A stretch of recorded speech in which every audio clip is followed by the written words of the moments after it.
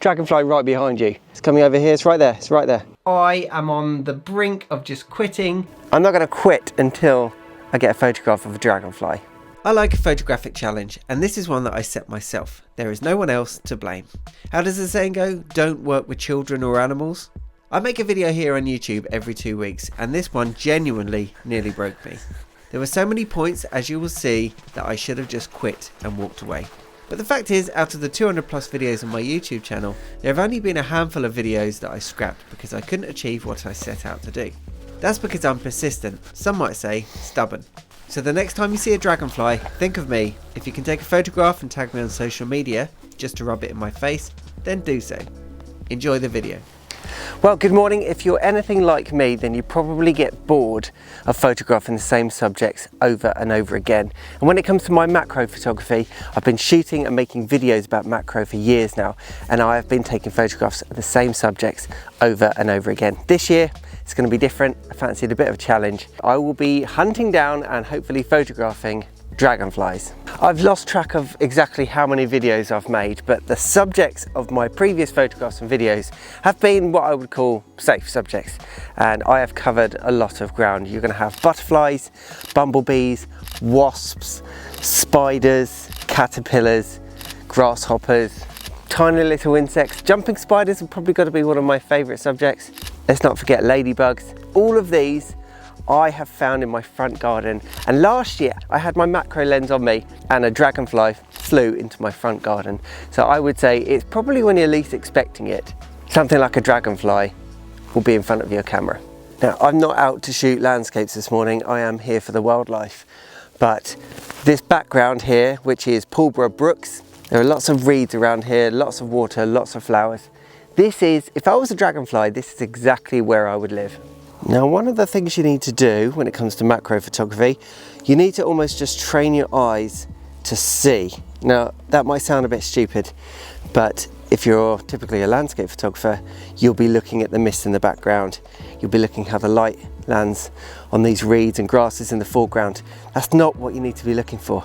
You need to train your eyes to see insects, movement, and with a bit of practice, it will come to you. Now, as far as I'm concerned, I've given myself the best possible chances of capturing some dragonflies. I'm out during dragonfly season. I've come to local nature reserves which are well known for having lots and lots of dragonflies. I will settle for damselflies. I mean, I don't mind.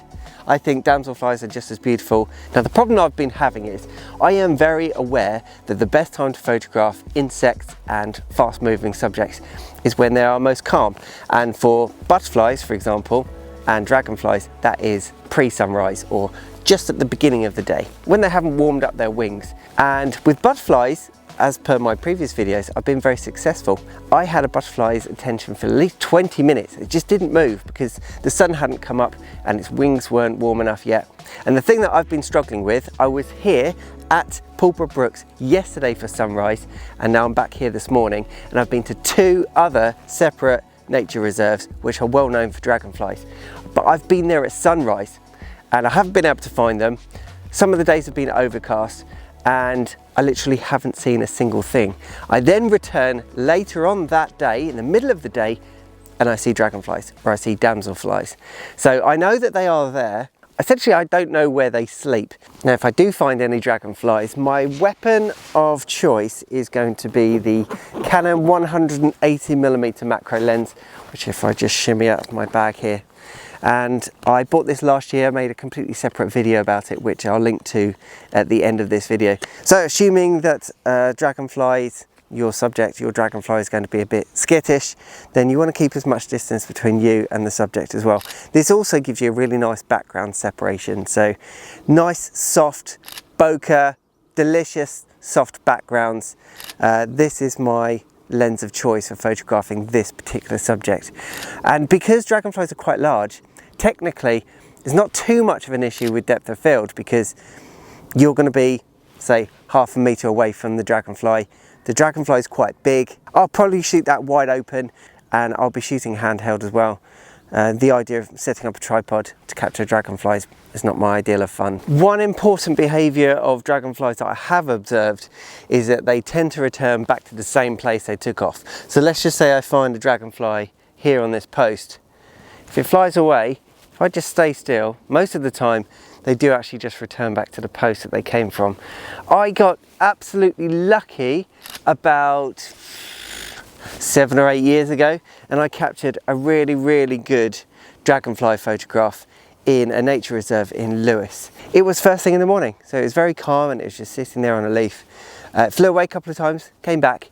That is the only successful photograph of a dragonfly that I've ever captured. And I feel like I'm a much better photographer now, so I want to do a better job. But maybe despite all of the new knowledge that I have and slightly better equipment, it's about luck and maybe not wearing bright orange trying to hunt down an insect. Rookie. Now, I knew that this was going to be difficult, which is why I set myself the challenge in the first place. But there's a difference between a challenge and impossible, walking away with no results, and that's what this morning's looking like. 0 results. And then the same day, around lunchtime, my daughter and I went out to my local park and she captured this photograph of a damselfly on my phone. It didn't move, it was absolutely happy there. So I'm pretty sure I can capture some photographs of them, but I want to capture them in their local setting and in good light. And that seems to be the challenge here. Absolutely nothing. How could I go out 4 sunrises to local nature reserves and not see a single dragonfly? Do you know what I think? I think that this is to be continued.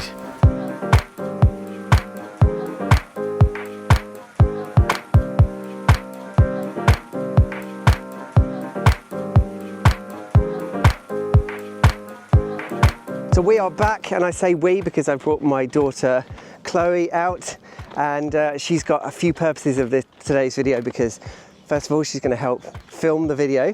Secondly, she is awesome at actually spotting dragonflies, so she's going to be helping me out with that as well. Chloe broke her arm. It's a minor fracture. It's still broken. Take it. If you want some attention, you've broken your arm. Oh, it's oh, squirrel! So if you didn't know this, if you break your bones nowadays, they don't actually put it in plaster cast anymore. They can. If you properly. Yeah. But otherwise, they give you a splint. We are back here at Pulborough Brooks. It is mid-morning, so it's still sunny, still warm, but it's diffused sunlight. And the reason that I'm back at Pulborough Brooks, even though I didn't have any success the first 2 times, is because after scouting out around here, I found some small pond areas which have actually got signs everywhere saying these are all the different species of dragonflies you'll find here. So I thought if somebody spent the time and effort to put the signs up, it's probably going to be my best chance. Our first spotting of a dragonfly. It's coming over here, it's right there, it's right there. Oh, don't go, don't go, don't go, don't go, where's it going? Okay, we have been here for about an hour. I've got some photographs, but the amount of effort that I'm putting in is definitely not reflected in the photographs at all. This is definitely one of my most difficult challenges regarding photographing wildlife. There's one right there. They are so quick. I know what's going to happen. As soon as I put the camera away, we'll find a dragonfly. The harder I try, the less likely I am to spot them. But it's going to happen when I least expect it.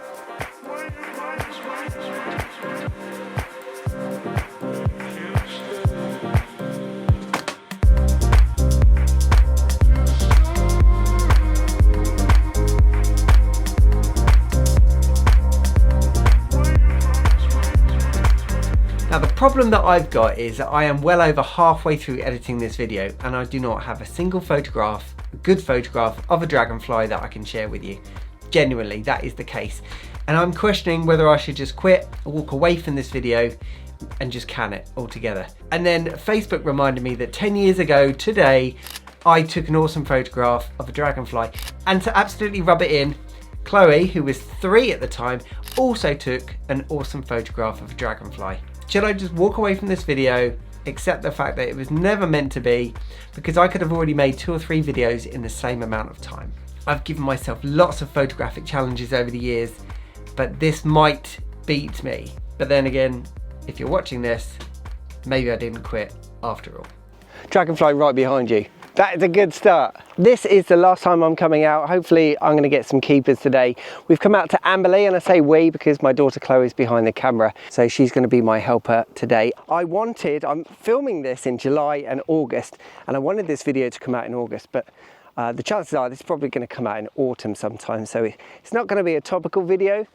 But do you know what? I quite like watching videos that are out of season that are not topical, because you can get quite bored of summertime videos in the summer. So I'm sticking with it. It's good. It's going to be good. I'll let you in on a family joke at the moment. My kids think it's funny to just say, "Dad, behind you, dragonfly." And there is no dragonfly. This is just their new joke. They think it's brilliant. Before I was starting on this dragonfly hunting, the joke was, "Dad, look behind you, camera sale." Now that has evolved into dragonfly. Dragonfly, right there, and that's a dragonfly.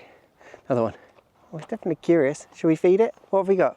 So I'm feeling pretty happy. I've just got some shots of some damselfly in the bag. Some colourful ones. Yeah, it's kind of a bit of a blue tail. I mean, out of all the places that I've been to in this video, this is by far the most lucrative for dragonflies. Amberley Wild Brooks is where I'm currently at. We have found one dragonfly that is willing to play ball and sit down for a while, but he's on the other side of the pond. It was at this point I tried a new tactic. I figured that if I was shooting dragonflies in the middle of the day, I needed a bit more distance between me and my subject. So I borrowed an 800mm lens, which has a minimum focusing distance of 6 meters. This lens by Canon is not the easiest to use for shooting small subjects. One small move and your subject goes missing in the viewfinder. That said, since dragonflies habitually return to the same spot over and over again, my patience finally paid off, and I managed to capture some cracking images that I'm happy with. Here are my favourite photographs that I captured that day with both the 800 and also the 180mm macro lens.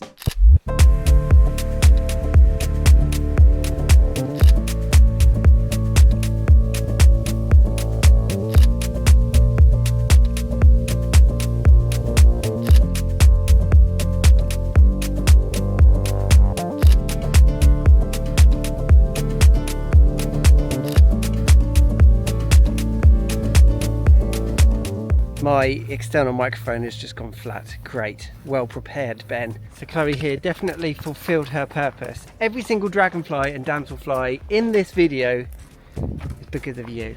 And although earlier on in this video I dismissed the 800mm lens because of its ridiculous minimum focusing distance, I managed to make it work. There was a dragonfly, quite a large blue dragonfly, and it just kept on going back to the same leaf. I wouldn't recommend the 800mm for macro, definitely not. It's like looking through a telescope trying to find a dragonfly. It's almost impossible to frame up your subject. This has not been an easy video to make, but I've seen it through, just kept on going until I got some photographs I was happy with. What have you learned from watching this video? Just keep on trying again and again and again. I don't know if it's perseverance or madness or a bit of both, but you'll get there in the end, so just keep going. Right, if you've got any questions, let me know in the comments down below. Nothing specific about dragonflies because I clearly don't know what I'm doing. And if you've enjoyed this video, then I would recommend watching this one next. Thank you for watching, and I'll see you in the next video.